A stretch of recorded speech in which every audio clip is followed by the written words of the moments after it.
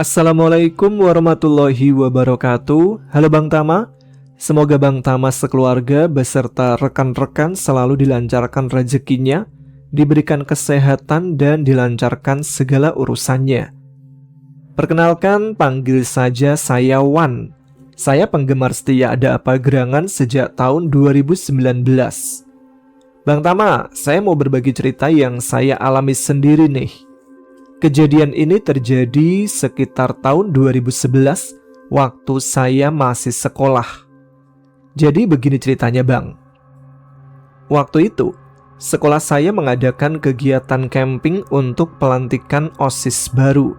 Saya termasuk salah satu siswa yang terpilih menjadi anggota OSIS baru bersama beberapa teman lainnya.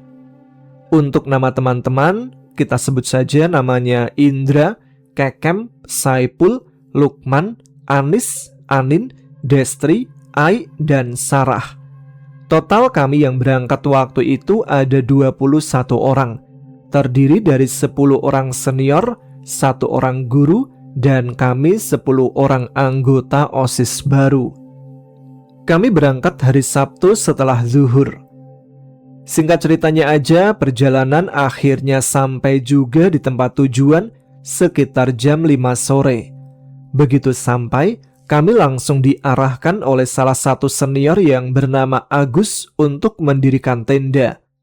Posisi tendanya dibuat melingkar, jadi antara tenda laki-laki dan tenda perempuan saling berhadapan. Total waktu itu ada 8 tenda. 1 tenda ditempati oleh guru kami bersama 1 orang senior. Kemudian 1 tenda untuk senior laki-laki, 2 tenda untuk senior perempuan. Sisanya untuk kami anggota OSIS baru.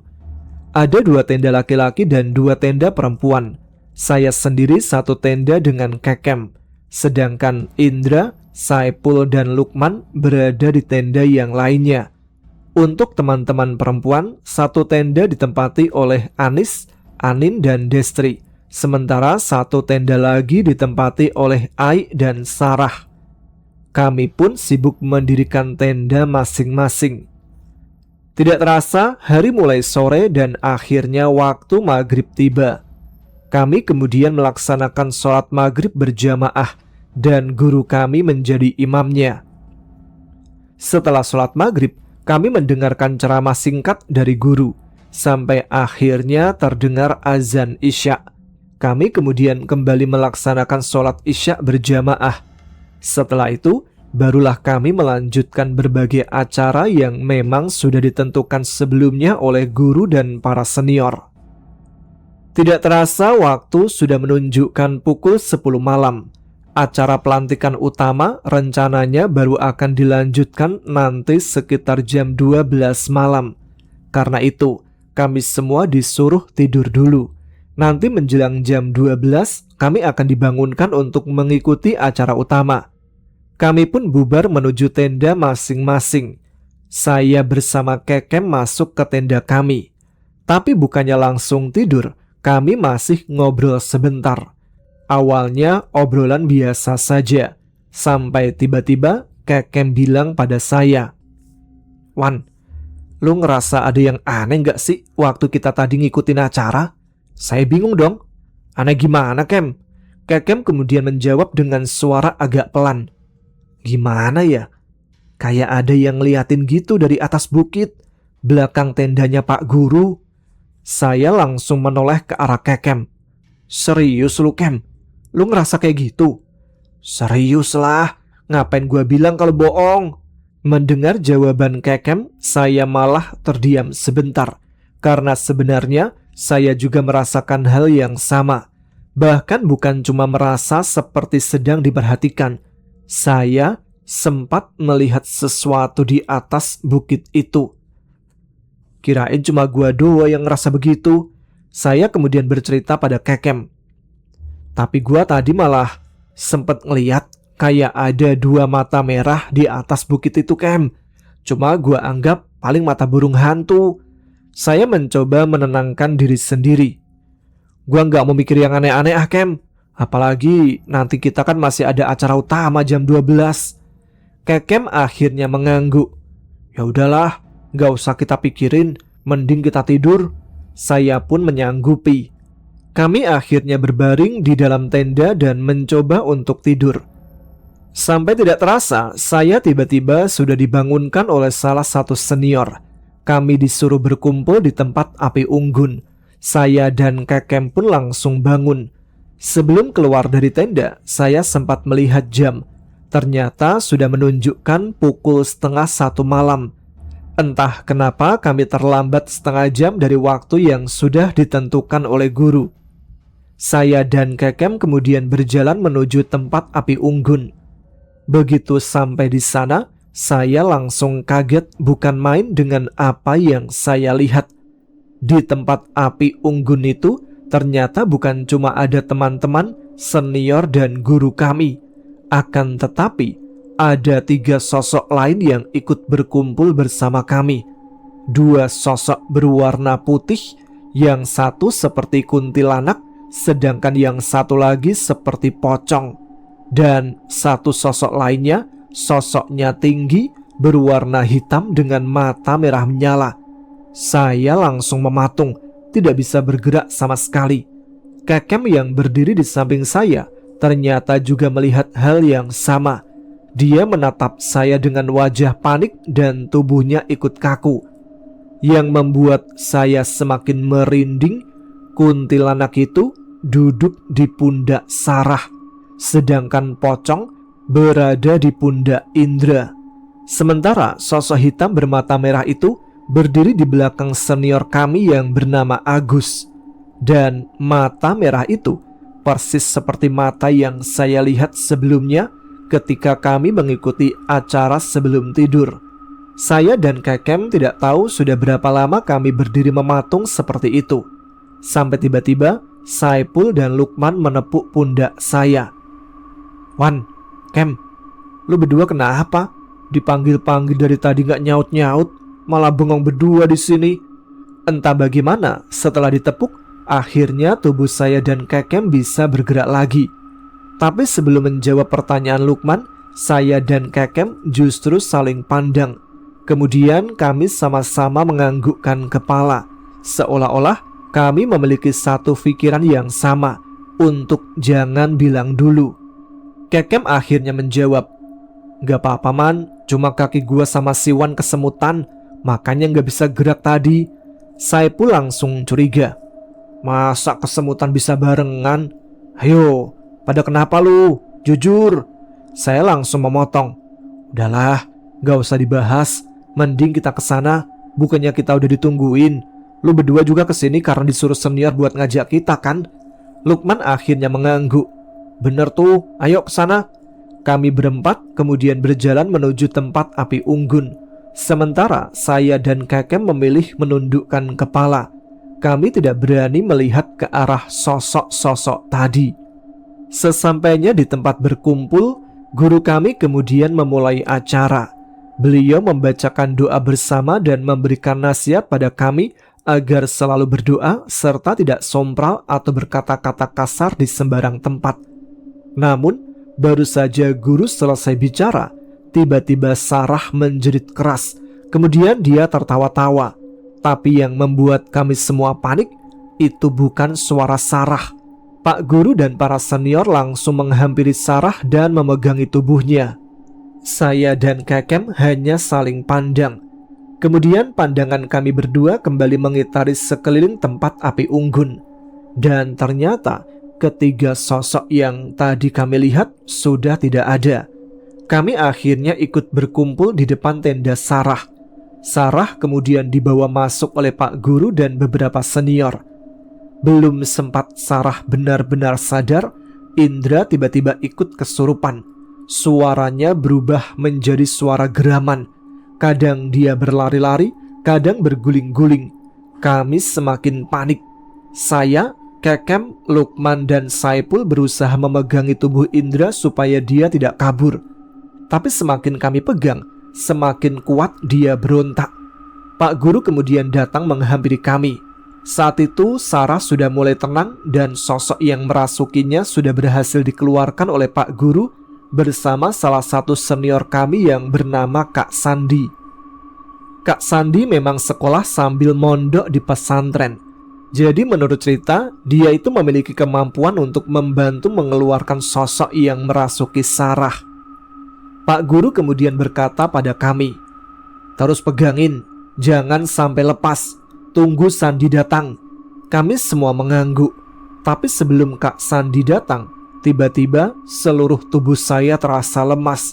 Saya kemudian melihat seperti ada sekelebat cahaya bergerak menuju ke arah saya. Setelah itu, pandangan saya menjadi gelap dan saya jatuh tidak sadarkan diri, alias pingsan. Ketika saya membuka mata, saya ternyata sudah berada di sebuah rumah warga yang lokasinya tidak jauh dari tempat kami camping. Saat itu sudah masuk waktu azan subuh. Saya dikelilingi oleh teman-teman dan guru. Bahkan teman-teman perempuan sudah banyak yang menangis. Kekem juga terlihat dengan mata yang sembab. Saya kemudian tanya pada mereka, "Kenapa nih? Apa yang terjadi? Kok kalian sampai nangis?" Pak Guru kemudian menjelaskan, "Kamu pingsan ketika sedang memegangi indera." Saya ternyata sudah tidak sadarkan diri sejak sekitar jam 2 malam dan baru sadar sekitar jam 5 pagi. Berarti saya tidak sadarkan diri selama kurang lebih 3 jam. Yang membuat teman-teman sampai menangis, menurut mereka, kondisi saya selama tidak sadar itu cukup mengkhawatirkan. Kadang saya masih bernafas, tapi kadang saya seperti tak bernafas. Saya kemudian langsung bertanya tentang Sarah dan Indra. Saya ingin tahu apakah mereka baik-baik saja. Pak Guru mengangguk dan mengatakan bahwa Sarah dan Indra sudah baik-baik saja. Saya kemudian bertanya lagi, "Kenapa semuanya bisa terjadi, Pak?" Barulah saya mendapatkan penjelasannya. Menurut cerita yang saya dengar pagi itu, sebelumnya Sarah itu sedang haid. Dia juga membuang pembalut sembarangan. Padahal Ai sudah mengingatkan Sarah agar pembalut itu dibawa pulang dan tidak dibuang sembarangan di tempat camping. Tapi Sarah tidak menggubrisnya. Sementara Indra juga melakukan sesuatu yang dianggap tidak sopan. Dia buang air kecil di dekat sebuah pohon yang dipercaya ada penunggunya. Dan setelah semua kejadian itu, sekitar jam 9 pagi, kami semua akhirnya pulang. Itulah pengalaman yang saya alami waktu camping pelantikan OSIS pada tahun 2011. Saya minta maaf ya Bang Tama, karena saya tidak bisa menyebutkan daerah tempat kejadian ini.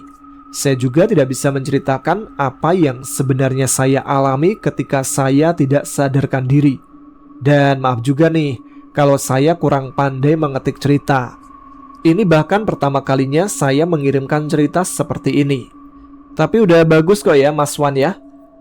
Tapi sejak kejadian itu, saya itu terkadang masih merasakan kehadiran mereka. Bahkan kadang saya juga masih bisa melihat mereka. Masih banyak cerita yang ingin saya ceritakan pada Bang Tama. Mungkin nanti akan saya kirim lagi. Soalnya mengetik cerita sepanjang ini, tangan saya ini udah pegal.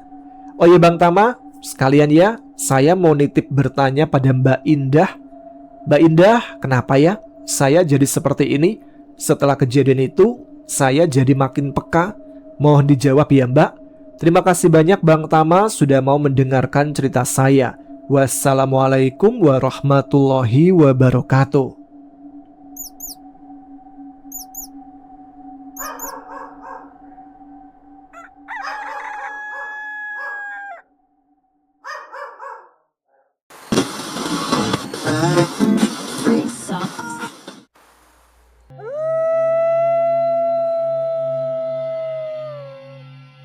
Assalamualaikum warahmatullahi wabarakatuh. Selamat malam Mas Tama dan teman-teman Ada Apa Gerangan. Perkenalkan, nama saya Navigator, biasa dipanggil Napi. Saya mau menceritakan pengalaman saya waktu bekerja sebagai petugas keamanan di sebuah perkebunan sawit yang luasnya itu sekitar 1000 hektar di desa saya di Palembang. Ini adalah beberapa pengalaman yang saya alami selama bekerja di sana. Jadi waktu itu tahun 2021, tepatnya bulan Juli, Saya pertama kali bekerja di sebuah PT. Saya menjadi petugas keamanan khusus malam dan diwajibkan untuk berpatroli mengelilingi kebun setiap malamnya. Saya bekerja bersama seorang rekan yang namanya saya samarkan menjadi Mules. Nah, si Mules ini orangnya itu penakut ya mas. Jadi setiap malam dia tidak pernah mau ikut patroli. Akhirnya saya pun selalu patroli sendirian. Kebetulan PT tempat saya bekerja itu tidak jauh dari rumah saya, sekitar 15 menit perjalanan saja. Sampai suatu malam, sekitar jam 1 malam, perut saya ini mulai keroncongan. Akhirnya saya memutuskan untuk pulang sebentar sekedar mengisi perut. Saya terangkan dulu ya, tempat saya bekerja itu kalau mau pulang harus melewati pemakaman umum dan pemakaman zaman dulu. Pemakaman kuno lah nyebutnya. Jadi waktu itu saya sedang melewati makam tersebut dan tiba-tiba saya dibuat kaget. Karena di depan saya ada sosok kakek-kakek bungkuk membawa tongkat kayu bercabang. Dia berhenti di tengah jalan, tidak jauh dari pemakaman. Sontak saya mengerem motor dan berhenti sekitar 5 meter dari sosok tersebut. Saya melihat sosok itu kemudian menoleh dan melihat ke arah saya. Ekspresi wajahnya itu datar, tidak tersenyum, tidak juga cemberut. Yang bikin rasanya jantung mau copot, di belakang sosok kakek tersebut tiba-tiba muncul seekor harimau berwarna hitam polos. Dan saat itu pula tubuh saya sama sekali tidak bisa bergerak, tidak bisa kedip, gak bisa berteriak. Saya hanya diam seperti patung. Penampakannya jelas banget Mas Tama. Motor saya kan R15 ya. Jadi walaupun mesinnya mati, lampunya itu tetap menyala dan cukup terang. Bayangkan, jaraknya cuma sekitar 5 meter, deket banget lah. Kurang lebih sekitar 2 menit, saya hanya diam melihat sosok tersebut. Kemudian, kakek itu kembali berjalan, menyeberang dan masuk ke semak-semak tanpa mengeluarkan suara sedikit pun. Setelah sosok itu menghilang, saya mulai bisa bergerak lagi. Saya langsung tancap gas. Tapi ternyata ceritanya nggak berhenti sampai di situ. Sampai di rumah, saya mengetuk pintu dan minta istri saya keluar. Kami kemudian ngobrol di teras depan rumah. Samar-samar, kami berdua mendengar suara tawa cekikikan dari arah rumpun bambu yang berada di dekat rumah saya. Kami pun langsung masuk ke dalam rumah. Keesokan harinya, saya beraktivitas seperti biasa. Saya juga sudah mulai berani dengan hal-hal semacam itu. Selang beberapa minggu, peristiwa serupa terjadi lagi. Sekitar jam 1 malam, saya pulang untuk mengisi perut yang keroncongan. Tidak jauh dari tempat kejadian pertama, saya mendengar suara orang berteriak menyuruh saya berhenti. Sontak saya pun berhenti dan mematikan motor. Aduh, setan lagi, gumam saya. Kebetulan malam itu bulan sedang terang. Dari balik pohon sawit milik warga desa, muncul 3 sosok dari kegelapan yang berjalan mendekat ke arah saya. Saya pun mulai bersiap. Tidak lama kemudian, pundak saya terasa seperti ada yang menendang dari belakang. Saya pun tersungkur dan meringis kesakitan. Saya buru-buru merogoh tas yang biasa saya bawa dan mengambil senter. Begitu saya nyalakan, ya Allah Mas Tama, ternyata itu bukan setan. Mereka manusia. Mereka adalah preman yang ingin merebut PT yang saya jaga. Lutut saya langsung lemas. Mereka membawa senjata tajam dan jumlahnya ternyata ada 6 orang. Dalam keadaan yang sangat genting saya berpikir, waduh, ini maju mati, mundur juga mati. Akhirnya saya memberanikan diri untuk melawan. Salah satu dari mereka bilang, Napi, berhentilah kau jaga di PT ini, karena kami akan merebutnya. Kalau kau tidak mau berhenti, nyawamu akan melayang. Saya jawab dong, maaf bang, saya di sini mencari makan. Apabila saya mati karena mencari nafkah, saya ikhlas. Saya pun mencabut pedang samurai yang selalu saya bawa saat bekerja, lalu maju menghampiri mereka. Namun anehnya, mereka malah lari tunggang langgang meninggalkan saya. Saya sempat keheranan dan hanya bengong. Tapi kemudian saya mulai sadar, karena mereka lari bukan karena saya. Mata saya menangkap sebuah sosok hitam di bawah pohon sawit. Saya memberanikan diri menyalakan senter, dan ternyata sosok itu adalah harimau hitam. Di sana juga ada kakek tua bungkuk yang pernah saya lihat sebelumnya. Saya langsung menghidupkan motor dan pulang. Anehnya, rasa lapar yang tadi saya rasakan sudah hilang. Oke, sampai di sini dulu cerita dari saya, Mas Tama. Masih banyak kok cerita-cerita lainnya, karena saya itu 5 tahun bekerja di situ. Jadi hampir setiap malam pasti ada aja kejadian-kejadian janggal. Mohon maaf apabila tulisan saya kurang rapi, karena ini baru pertama kali saya mengirim cerita ke Mas Tama. Oh iya Mas, saya mau minta tolong pada rekan-rekan Ada Apa Gerangan, kalau ada info lowongan kerja security, boleh dibantu diinformasikan ya, karena saya sudah berhenti dari PT tersebut. Terima kasih Mas Tama. Wassalamualaikum warahmatullahi wabarakatuh.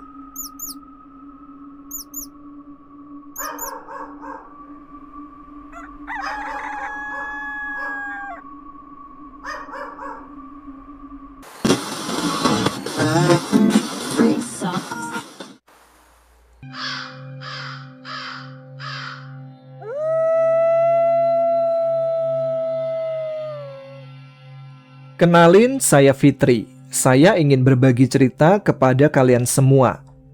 Cerita ini saya alami sendiri ketika saya tinggal di sebuah panti asuhan.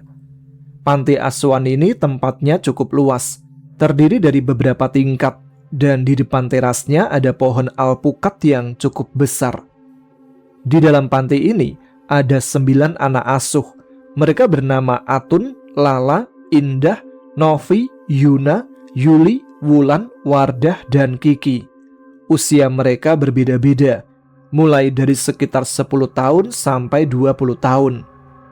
Cerita ini berawal ketika saya sedang memasak bersama Mbok Darmi. Oh iya, Mbok Darmi ini adalah juru masak di panti asuhan. Beliau sudah bekerja di sana lebih dari 10 tahun, jadi sudah akrab dengan anak-anak panti. Waktu itu, saya sedang membantu Mbok Darmi masak.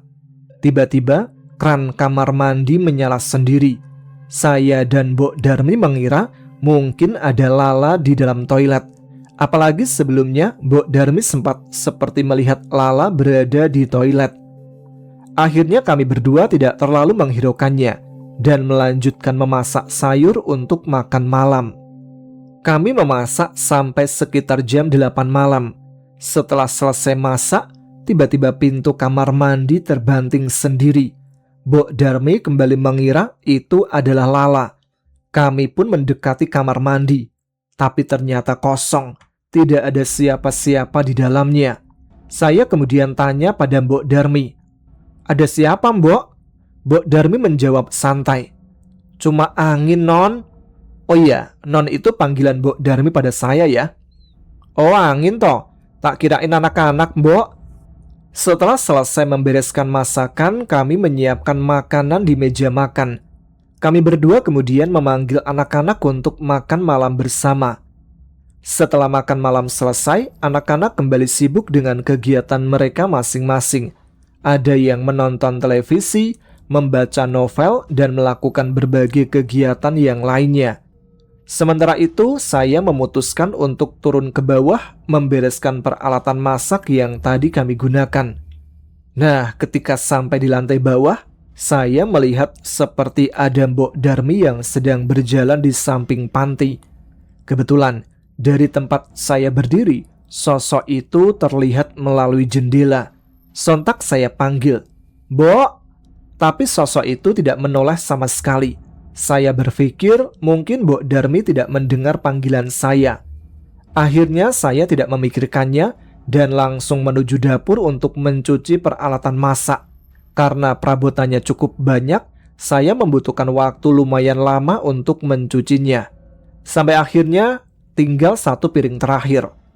Saat sedang mencuci piring itu, tiba-tiba saya mendengar suara seperti ada yang memanggil-manggil dari arah pintu belakang panti. Saya kira itu Mbok Darmi. Akhirnya saya keluar untuk menghampiri sumber suara tersebut. Tapi begitu sampai di sana, tidak ada siapa-siapa. Saya bingung dong ya. Soalnya jelas-jelas seperti ada yang memanggil saya. Tapi ketika saya datangi tidak ada seorang pun di sana. Tapi saya nggak mau berpikir yang aneh-aneh. Saya pun balik ke dapur dan melanjutkan membereskan semua perabotan yang sudah selesai saya cuci. Beberapa hari kemudian, tepatnya malam Selasa, ada salah satu anak panti yang bernama Lala kebelet buang air kecil. Karena toiletnya berada di lantai bawah, mau tidak mau Lala harus turun sendiri. Saat sampai di lantai bawah, Lala mendengar suara seseorang sedang menyapu halaman panti. Dari kejauhan, sosok itu katanya terlihat seperti saya. Lala kemudian memanggil-manggil, tapi sosok yang sedang memegang sapu lidi itu hanya diam tidak menjawab sedikit pun. Karena tidak mau ambil pusing, Lala akhirnya melanjutkan ke kamar mandi untuk buang air kecil, kemudian kembali ke atas dan tidur. Besok siangnya, Lala langsung menceritakan kejadian itu kepada saya. Non, kalau semalam gue panggil-panggil lagi nyapu gak nyaut-nyaut dah. Lu diem aja, megangin sapu lidi. Saya langsung membantah. Jangan ngawur Dela. Aku itu dari semalam tidur gak kemana-mana. Lala langsung terdiam. Terus yang gue lihat siapa dong? Ya mana saya tahu, kan kamu yang lihat. Akhirnya Lala juga gak mau ambil pusing. Dia kembali menonton TV seperti biasa. Hari itu sudah sore dan di panti hanya ada saya, Lala, dan Atun. Sementara anak-anak yang lain masih bermain di luar bersama teman-temannya. Karena sudah sore, saya memutuskan untuk mandi. Saat saya sedang mandi, tiba-tiba dari kamar mandi sebelah terdengar suara keran air menyala. Saya sempat manggil-manggil. Siapa itu? Tapi tidak ada jawaban. Suara air dari keran itu masih terdengar jelas. Dalam pikiran saya, mungkin Mbok Darmi, Lala, atau Atun yang sedang mengisi air untuk mandi sore. Jadi ya, saya nggak terlalu memikirkannya dan lanjut mandi. Anehnya, begitu saya selesai mandi, suara keran itu juga tiba-tiba berhenti. Saya pun mengeringkan badan, memakai pakaian, lalu naik ke lantai atas. Sampai di atas, saya langsung tanya kepada Lala dan Atun. Kalian berdua tadi yang hidupin keran ya? Buru-buru ke bawah non, orang lagi seru nonton TV begini, kata Lala dan Atun. Kemudian salah satu dari mereka bilang, Simbok kali. Saya pun mengangguk dan tidak terlalu memikirkannya. Hari mulai maghrib, saya kemudian mengajak Mbok Darmi dan anak-anak untuk sholat maghrib berjamaah. Setelah selesai sholat, saya kembali teringat soal keran tadi. Mbok, tadi ngisi air buat anak-anak mandi ya? Jawaban Mbok Darmi membuat saya seketika diam. Ngisi air apa non? Orang Mbok dari tadi belanja sayur di pasar, baru pulang sore mau maghrib, terus mandi dan ikut sholat bareng. Saya langsung menceritakan apa yang saya alami. Mbok, tadi waktu saya mandi, kamar mandi sebelah itu tiba-tiba ada yang ngidupin keran. Pas saya selesai mandi, kerannya mati sendiri. Saya pikir Mbok atau anak-anak yang isi air. Mbok Darmi malah menjawab santai. Jangan ngawur non, orang gak ada apa-apa di sini. Halusinasi kali non. Halusinasi kali Mbok. Saya pun memilih tidak membantah dan langsung naik kembali ke lantai atas. Setelah kejadian itu, selama kurang lebih 6 bulan, tidak ada lagi kejadian-kejadian aneh yang saya alami di panti. Sampai tiba-tiba memasuki bulan ke-7, tepatnya bulan Juli, ada satu kejadian yang benar-benar gak bisa dilupakan oleh semua anak panti. Kejadiannya sekitar menjelang azan maghrib. Waktu itu, Mbok Darmi sedang mengangkat pakaian anak-anak yang ada di lantai atas. Semua pakaian dikumpulkan jadi satu di ranjang besar untuk kemudian dibawa turun dan digosok oleh Mbok Darmi. Mbok Darmi membawa ranjang itu di depan badannya, jadi pandangannya ke arah tangga bagian bawah sedikit terhalang. Baru berjalan beberapa anak tangga, tiba-tiba Mbok seperti menginjak sesuatu yang besar. Karena kaget dan kehilangan keseimbangan, Mbok langsung jatuh sambil berteriak keras. Mendengar teriakan si Mbok, kami semua langsung berlari ke bawah. "Kenapa, Mbok?" tanya Ulan. "Tadi Mbok kayak nginjek batu gede, Lan." "Mana batunya, Mbok?" Mbok menunjuk ke arah tangga. "Itu di tangga, Lan." Ulan dan anak-anak yang lain langsung melihat ke arah tangga. Tapi gak ada apa-apa. Gak ada batu atau benda besar lainnya. Bahkan gak ada sesuatu yang sekiranya bisa membuat Mbok tersandung. Yang ada kaki Mbok sudah terkilir dan mulai membengkak karena jatuh dari tangga kedua dari atas. Jatuhnya juga cukup parah, sampai tubuh si Mbok terguling-guling ke bawah. Akhirnya Mbok dibawa untuk mendapatkan perawatan. Dan semenjak kejadian Mbok jatuh dari tangga itu, gangguan-gangguan aneh di panti justru semakin menjadi-jadi. 3 hari setelah Mbok jatuh dari tangga, tepat malam minggu. Biasanya kalau malam minggu anak-anak panti itu banyak yang keluar main. Tapi malam itu Novi dan Yuna memilih tetap berada di panti. Mereka sedang bermain congklak berdua. Saya yang melihat mereka kemudian tanya, "Tumben kalian berdua gak main sama yang lain?" Novi dan Yuna jawab, "Lagi males, Non. Lagi mau di sini aja." "Ya udah, saya pergi dulu ya. Mau keluar, ada acara makrab SD." Mereka berdua mengangguk dan kembali asik bermain congklak. Tidak lama setelah saya pergi, tiba-tiba terdengar suara pintu dibanting dari arah kamar mandi yang berada di lantai bawah. Yuna langsung berhenti bermain. "Nov, denger gak?" "Denger, mungkin anak-anak iseng, udah gak usah dihiraukan." Tapi Yuna masih penasaran.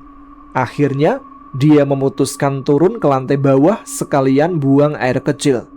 Saat berada di kamar mandi, tiba-tiba terdengar suara seorang memanggil dari arah pintu belakang panti. Suara itu terdengar sangat mirip suara Mbok Darmi. Yuna langsung terkejut.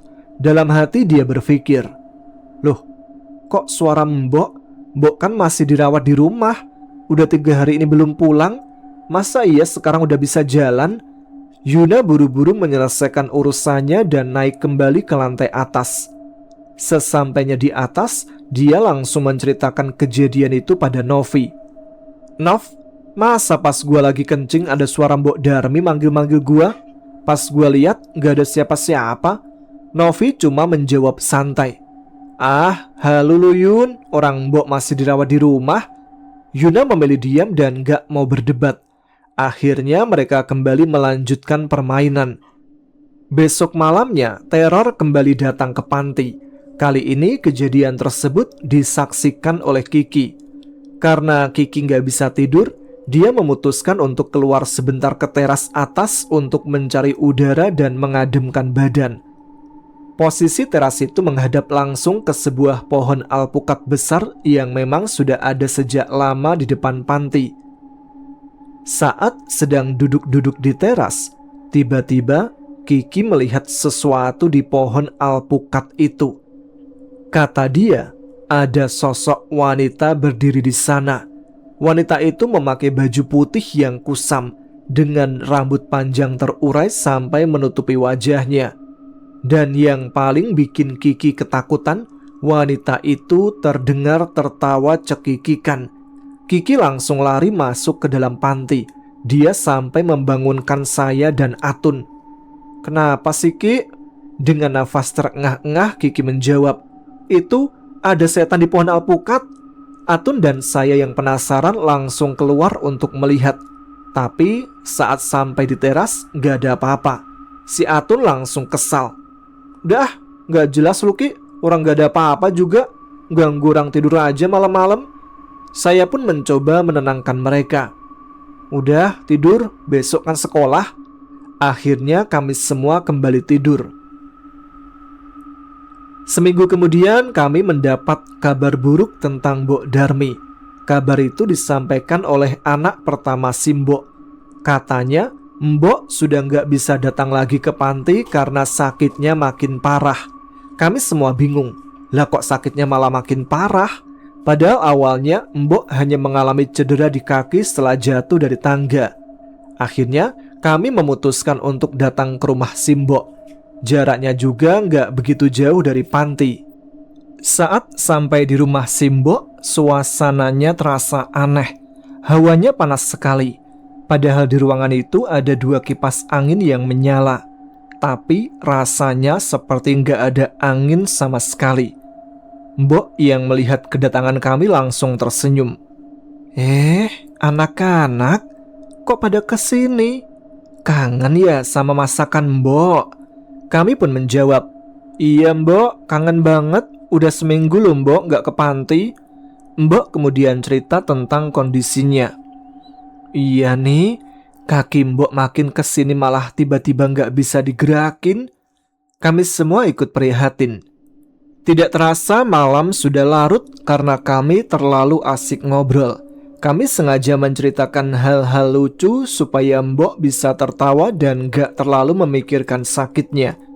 Sampai akhirnya kami memutuskan untuk pulang ke panti. Tapi begitu sampai, kami semua langsung dibuat bingung karena kamar di lantai atas berantakan. Seperti baru saja ada seseorang yang masuk dan mengacak-ngacak barang-barang di dalamnya. Padahal pintu sudah dikunci. Jendela juga dikunci dan bahkan dipasangi pagar. Jadi rasanya nggak mungkin ada orang yang bisa masuk. Anak-anak mulai panik. Saya mencoba menenangkan mereka. Udah, nggak usah dipikirin, mungkin tadi anginnya kencang. Tapi ternyata setelah kejadian itu, gangguan di panti justru semakin sering terjadi. Yang paling membuat kami takut adalah apa yang dialami Kiki. Suatu malam, Kiki bermimpi bertemu lagi dengan sosok wanita yang sebelumnya dia lihat di pohon alpukat. Wanita itu bertanya kepadanya, "Kamu mau tahu apa yang terjadi sama Mbok Darmi?" Kiki menjawab, "Kenapa?" Wanita itu kemudian berkata, "Mbok Darmi sudah menginjak kepala saya. Itulah akibatnya dia nggak bisa bergerak dan nyawanya nggak akan lama lagi." Kemudian wanita itu menambahkan, "Nanti kalian akan tahu sendiri apa yang terjadi pada Mbok Darmi." Tidak lama setelah itu Kiki terbangun. Dia langsung bercerita tentang mimpinya pada saya. "Non, masa tadi gua tidur dimimpiin nama setan yang kemarin gua lihat di pohon alpukat? Terus dia bilang Mbok Darmi udah gak lama lagi. Katanya dia yang bikin Mbok Darmi gak bisa gerak." Saya sebenarnya gak percaya gitu aja. Apalagi sejak awal apa yang diceritakan Kiki belum terbukti. Tapi sekitar 2 atau 3 hari setelah mimpi itu, Mbok Darmi meninggal dunia. Saat malam hari saya teringat lagi kata-kata Kiki. Dan sejak saat itu saya mulai penasaran. Sebenarnya ada apa dengan panti asuhan ini? Saya mulai tanya pada warga sekitar yang sudah lama tinggal di sana. Dari situlah saya mendapatkan cerita lain. Cerita ini saya dapatkan langsung dari salah satu warga yang tinggal di belakang panti. Namanya Maulana. Maulana ini memang anak warnet. Dia biasanya suka begadang di warnet sampai larut malam. Tapi suatu malam, tepatnya malam Sabtu, entah kenapa dia nggak ingin begadang seperti biasanya. Dia cuma ingin bermain sampai sekitar jam 2 malam. Setelah waktunya habis, Maulana pun pulang. Dalam perjalanan, sebenarnya dia nggak mau lewat dekat panti.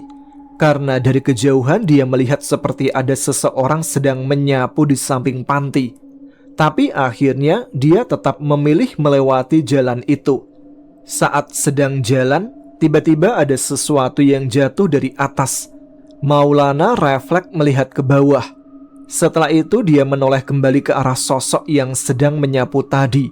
Tapi sosok itu sudah nggak ada. Maulana langsung lari tunggang langgang pulang ke rumah. Dan setelah mendengar semua cerita itu, saya baru sadar. Ternyata selama ini bukan cuma kami anak-anak panti yang mengalami kejadian aneh. Sekian cerita dari saya. Cerita ini saya sampaikan untuk mengenang Mbok Darmi, seseorang yang sudah begitu berjasa bagi anak-anak panti, terutama bagi saya. Mbok bukan cuma juru masak di sana. Buat saya, Mbok Darmi adalah orang yang mengajari saya memasak sampai akhirnya saya bisa seperti sekarang. Semoga Mbok Darmi tenang di sana. Terima kasih untuk semua yang sudah Mbok ajarkan pada kami.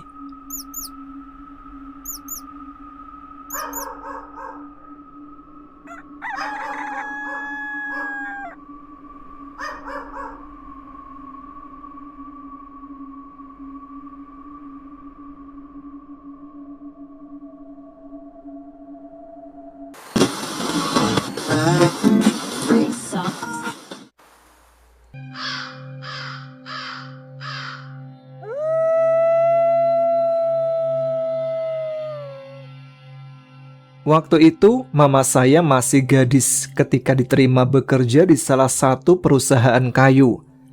Kalau nggak salah, posisi mama di bagian administrasi, lebih tepatnya bagian pelaporan di kantor.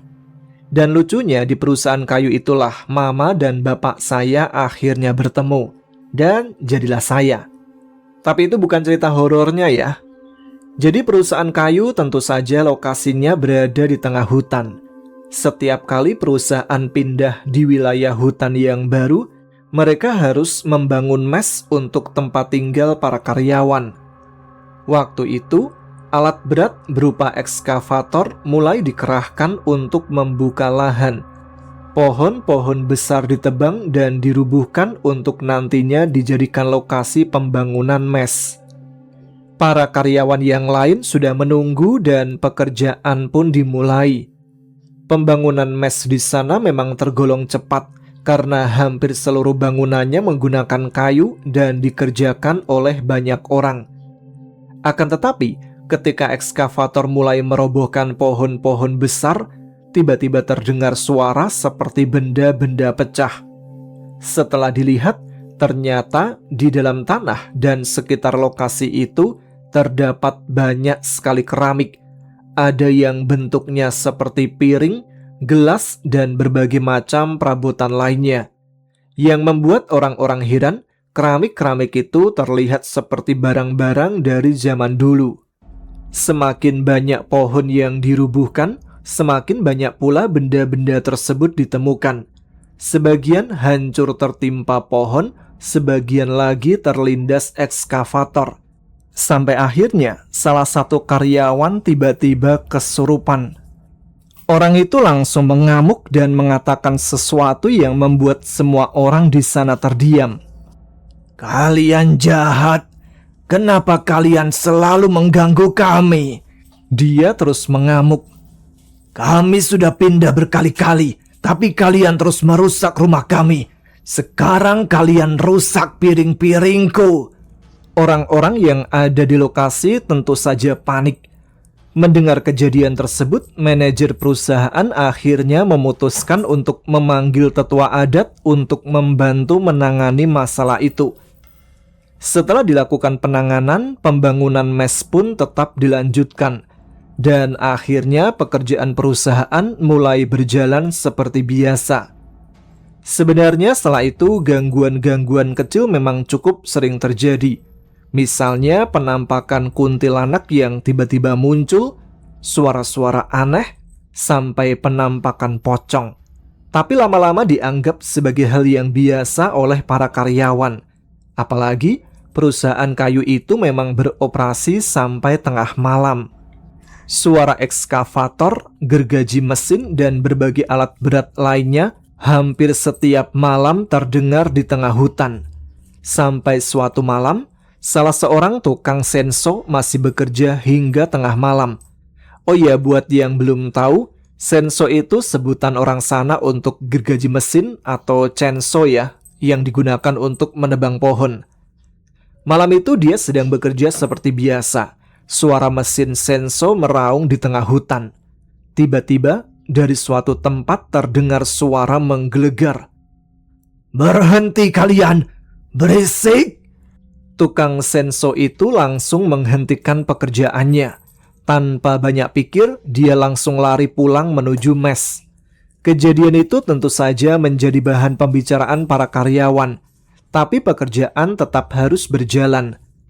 Keesokan harinya, salah satu rekan kerja Mama, kita sebut saja namanya Om John, kebetulan merupakan seorang operator ekskavator. Om John ini sempat bercanda pada Mama. "Andika, buatin bekal dong buat saya." Mama saya mengira itu cuma candaan. Tapi karena Mama memang baik, akhirnya benar-benar dibuatkan bekal. Om John pun berangkat bekerja bersama asistennya sambil membawa bekal yang sudah dibuatkan oleh Mama. Dan saat itulah kejadian aneh berikutnya terjadi. Malam itu sekitar jam 1 malam, Om John berhenti sebentar untuk istirahat. Dia duduk di dalam ekskavator sambil membuka bekal yang tadi dibuatkan Mama. Di tengah hutan, suasananya tentu saja sangat sepi. Hanya suara malam dan suara mesin alat berat yang sesekali masih terdengar. Tapi tiba-tiba datang seorang kakek-kakek.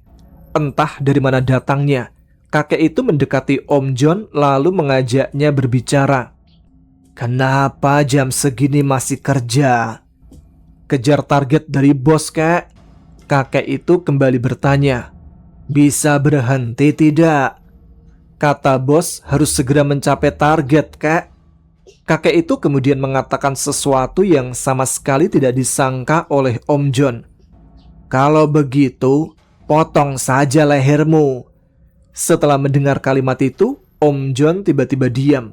Matanya menatap kosong. Dia kemudian mengambil parang yang berada di pinggangnya. Dan tanpa sadar, Om John justru menggorok lehernya sendiri. Nasi yang baru saja dimakannya sampai tumpah bercampur dengan darah. Asistennya yang melihat kejadian itu langsung panik. Dia tidak berani mendekat. Asisten itu justru berlari meninggalkan Om John sendirian di dalam ekskavator dan kembali menuju mes. Sampai di mes, dia langsung mencari Mama. "Buka pintunya, bangun!" Mama yang mendengar teriakan itu langsung keluar. "Ada apa sih?" Asisten Om John sudah dalam keadaan panik. "Om John, mati! Tolong!" Teriakannya membangunkan seluruh orang yang ada di mes. Malam itu juga suasana langsung gempar. Mama segera mencari bantuan dan menghubungi asisten manajer. Hartop kemudian dikerahkan menuju lokasi kejadian untuk mengevakuasi Om John. Ketika ditemukan, Om John sudah dalam keadaan lemas dan berlumuran darah. Dia segera dibawa ke rumah sakit di kota terdekat. Syukurnya, Om John masih bisa diselamatkan. Tapi setelah kejadian itu, Om John mengalami sesuatu yang aneh. Dia menjadi tak bisa berbicara. Mama juga tidak tahu kenapa bisa seperti itu. Yang jelas setelah kejadian tersebut, Om John tidak pernah kembali bekerja lagi di perusahaan itu. Beberapa hari kemudian, Mama mengalami kejadian yang tak kalah mengerikan. Saat itu, Mama sudah berada di kamar dan hendak tidur. Tiba-tiba, dari arah plafon kamar, muncul kepala seorang kakek-kakek. Rambut dan jenggotnya panjang menjuntai dari atas plafon. Mama tentu saja langsung terdiam ketakutan. Kakek itu kemudian berbicara pada Mama. "Kasih tahu bosmu itu. Dia itu tidak tahu adat. Aku minta potong 1 ekor kerbau, lalu kepalanya ditanam di sini. Kalau tidak, akan ada karyawan yang mati mengenaskan sebagai gantinya." Mama hanya bisa diam, tak berani menjawab, tak berani bergerak. Sampai akhirnya kepala kakek itu perlahan menghilang dari plafon. Besoknya, Mama segera menemui manajer yang saat itu sedang duduk bersama asistennya di ruangan. Mama kemudian menyampaikan pesan yang didengarnya dari kakek itu. "Pak, semalam saya didatangi kakek-kakek. Dia berpesan supaya Bapak memotong 1 ekor kerbau, kemudian kepalanya ditanam di sini. Katanya kalau tidak dilakukan, akan ada karyawan yang meninggal mengenaskan sebagai gantinya." Tapi asisten manajer justru tertawa kecil. "Halah, kamu itu halusinasi. Yang begituan dipercaya. Banyak-banyak beribadah aja. Mama hanya mengangguk. Yang penting saya sudah menyampaikan, Pak. Setelah itu Mama tidak membahasnya lagi. Sekitar 3 hari kemudian, kejadian yang mengerikan kembali terjadi. Salah satu teman Mama, sebut saja Om Riko, yang juga merupakan operator ekskavator, sempat bercanda pada Mama sebelum berangkat kerja. "Nanti kalau uangku banyak, kamu aku lamar ya. Tunggu aku gajian," katanya sambil tertawa. Mama hanya menjawab, "Iya, iya, kerja sana." Om Riko pun akhirnya berangkat ke tengah hutan bersama asistennya. Malam itu, sekitar pukul 1 dini hari, tanpa alasan yang jelas, ekskavator yang dikendarai Om Riko tiba-tiba terguling. Bukan hanya sekali, ekskavator itu terguling sampai 7 kali, sebelum akhirnya masuk dan terbenam ke dalam rawa-rawa. Karena lokasi kecelakaan berada jauh di tengah hutan, kejadian itu baru diketahui keesokan harinya. Tim penyelamat langsung dikerahkan. Alat berat juga didatangkan untuk melakukan penggalian dan evakuasi. Dan akhirnya Om Riko ditemukan. Sayangnya nyawanya sudah tidak tertolong. Kondisinya mengenaskan karena tertimpa ekskavator berkali-kali. Yang membuat semua orang makin heran, asisten Om Riko justru selamat. Bahkan ekskavator yang mengalami kecelakaan itu ternyata tidak mengalami kerusakan yang cukup parah. Setelah berhasil dievakuasi dan dibawa kembali ke mes, ekskavator itu bahkan masih bisa menyala seperti biasa. Tapi sejak saat itu, kejadian aneh kembali terjadi. Setiap malam, ekskavator milik Om Riko menyala sendiri. Para karyawan berkali-kali mengeceknya. Mesin dimatikan, diperiksa dan dibersihkan. Tapi setiap kali diperiksa, selalu ditemukan darah menggenang di dalam ekskavator tersebut. Bukan cuma sekali, sudah dibersihkan muncul lagi, dibersihkan lagi muncul lagi. Dan yang lebih membuat Mama ketakutan, di depan kamar Mama hampir setiap hari ditemukan darah segar. Para karyawan mulai resah. Ada yang mengatakan mungkin Om Riko masih datang setiap malam. Akhirnya manajer tidak mau mengambil resiko lagi. Dia kembali memanggil tetua adat untuk meminta bantuan. Setelah dilakukan berbagai prosesi adat, akhirnya 1 ekor kerbau dipotong dan kepalanya ditanam di lokasi itu, seperti pesan yang sebelumnya disampaikan oleh kakek yang menemui Mama. Setelah itu, ekskavator milik Om Riko tidak pernah menyala sendiri lagi. Darah segar yang selama ini selalu ditemukan di depan kamar Mama juga berhenti muncul. Sejak saat itu, keadaan di mes kembali tenang. Tidak ada lagi suara-suara aneh, tidak ada lagi ekskavator yang menyala sendiri. Mama sendiri sampai sekarang masih mengingat pesan kakek yang muncul dari plafon kamarnya. Pesan yang awalnya dianggap sebagai halusinasi, ternyata malah benar-benar terjadi. Coba aja pesan itu ditanggapi dari awal, tentu tidak ada nyawa manusia yang harus menjadi korban.